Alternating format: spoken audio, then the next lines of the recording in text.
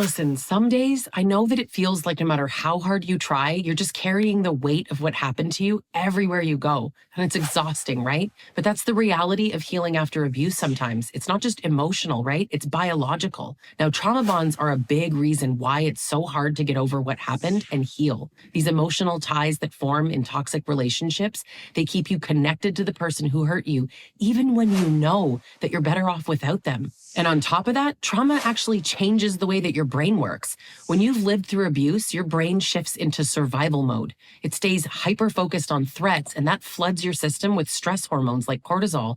That makes it really difficult to process emotions, just to feel calm, even way after the abuse is actually over. But here's what I want you to know. Here's what's important. Healing is not one size fits all.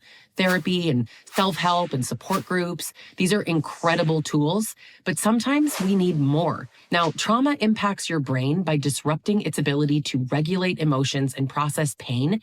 This is what keeps you trapped in the cycles of fear, of self-doubt, and just emotional overwhelm. So I want to give you 2 practical steps that you can take, okay?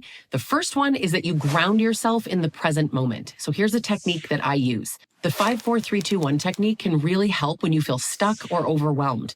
So you name 5 things that you can see, 4 things that you can touch, 3 things that you can hear, 2 things that you can smell, and 1 thing that you can taste.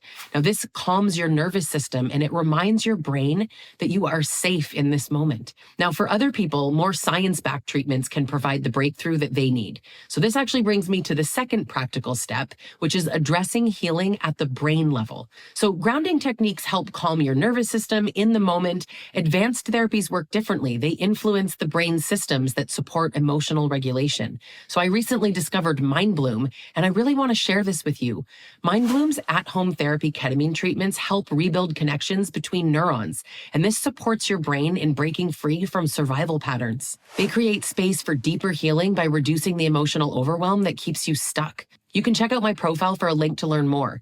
MindBloom's at-home therapy program makes this treatment safe, accessible, and designed for people who are struggling with trauma-related symptoms. In one of the largest studies ever conducted on this type of therapy, 89% of participants reported improvements in depression and anxiety symptoms. Now, 62% of those who experienced suicidal thoughts said that those thoughts disappeared completely. Healing after trauma, it's never just one thing, right? It's about finding the tools that work for you. So if you've ever felt stuck, this could honestly be the missing piece. And I want you to know that you deserve to heal. You deserve to live a life that feels safe and free and hopeful. So if you're ready to explore more, MindBloom's at-home guided therapy program could be your next step. I want you to check out the link in my caption. And if you're a candidate for treatment, you can get $100 off your first treatment using code LISA S100.